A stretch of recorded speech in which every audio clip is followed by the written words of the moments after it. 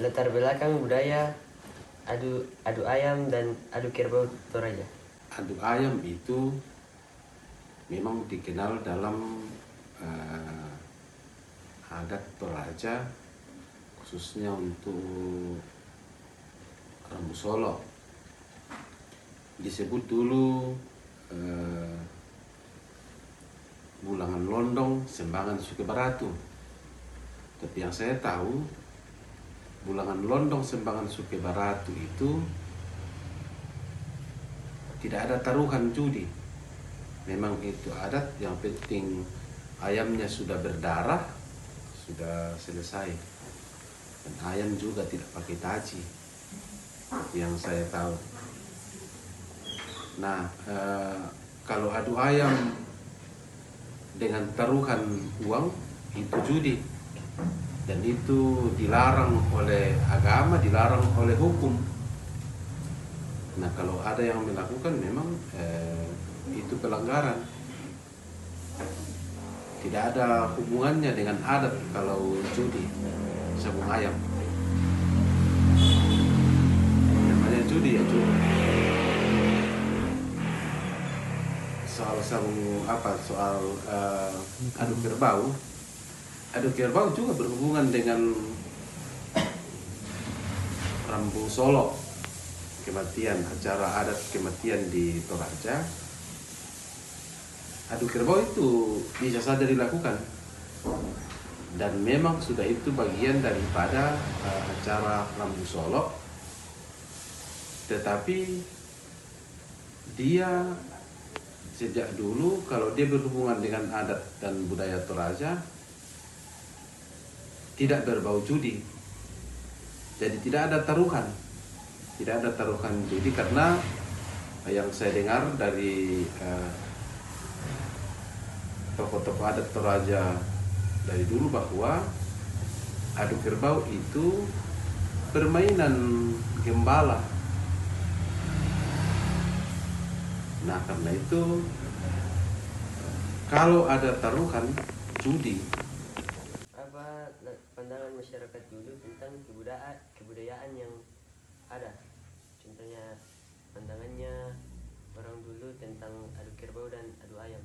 Pandangan orang Toraja tentang adu ayam itu tadi Bulangan Londong Sembangan Suke Baratu, menandai bahwa ada acara Rambu Solo dalam masyarakat Toraja.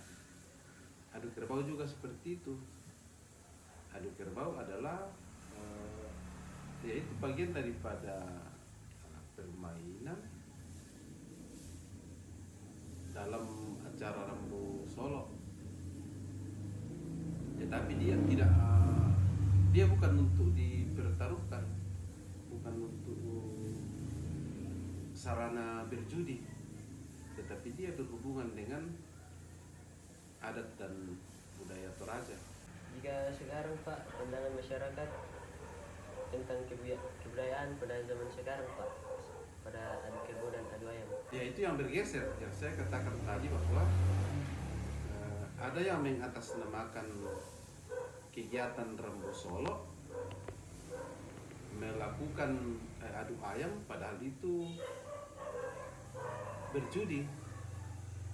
Jadi hanya tidak jujur mengakui bahwa itu sarana judi, bukan sebenarnya dalam rangka memenuhi ritual adat Rambu Solo.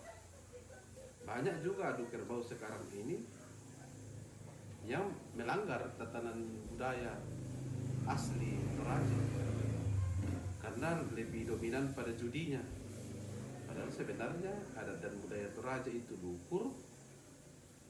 Dia tidak dalam rangka menjadi media atau sarana bermain judi.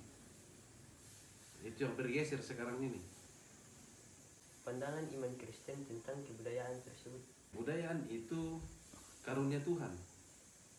Jadi budaya yang ada itu, budaya artinya kan bagaimana dia hasil dari pemikiran manusia, budi, dan berkembang dalam kehidupan masyarakat. Dan tujuan budaya itu tujuan mengatur kehidupan masyarakat supaya kehidupan tertib. Nah, iman Kristen tidak mempersalahkan soal kebudayaan. Yang penting bahwa kebudayaan itu, budaya adat dan budaya yang ada itu tidak dalam rangka menduakan Tuhan, menyembah berhala, dan dilakukan sesuai dengan iman Kristen. Jadi tidak salah kita melakukan tatanan adat dan budaya, kebiasaan tradisi nenek moyang kita, yang penting dia sejalan dengan iman Kristen. Apa yang harus kita lakukan untuk mengembangkan budaya di daerah kita sendiri, Pak? Nah itu bagus ini, anak-anak muda perlu diberitahu, dieksplorasi bahwa nilai luhur budaya kita seperti ini. Dijelaskan apa makna filosofisnya, apa yang mendasari sehingga ada perkembangan kebudayaan kita ini. Dan kebudayaan Toraja ini dikenal sebagai budaya yang luhur, budaya yang memang unik.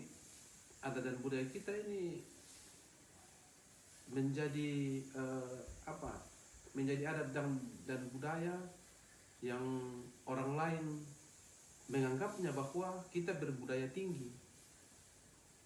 Nah, karena itu semua anak-anak muda harus tahu, dipakai dalam pembelajaran di sekolah, dan orang tua memberikan contoh yang baik kepada generasi muda. Kalau ada pelanggaran dalam perjalanan adat dan budaya Toraja, mestinya tegas diberikan sanksi kepada orang yang melanggar. Nah, semua masyarakat mesti bersatu. Jadi tokoh adat, tokoh-tokoh masyarakat, tokoh gereja, pemerintah, aparat keamanan mesti bersatu bersama-sama supaya adat dan budaya Toraja ini tidak menyimpang, tidak disalahgunakan untuk hal-hal yang melanggar norma, baik norma agama maupun norma hukum. Tak mau ku hidup bagi dunia.